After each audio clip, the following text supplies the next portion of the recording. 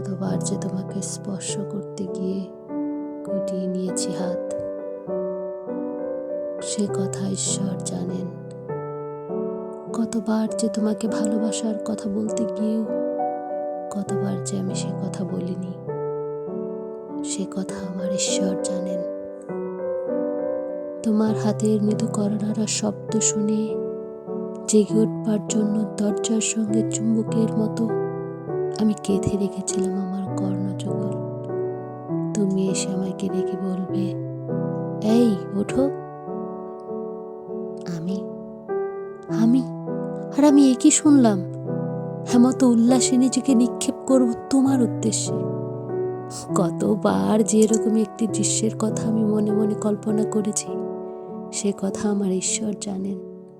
আমার চুল পেকেছে তোমার জন্য, আমার গায়ে জ্বর এসেছে তোমার জন্য, আমার ঈশ্বর জানেন। আমার মৃত্যু হবে তোমার জন্য। তারপর অনেক দিন পর একদিন তুমিও জানবে আমি জন্মেছিলাম তোমার জন্য, শুধুই তোমার জন্য।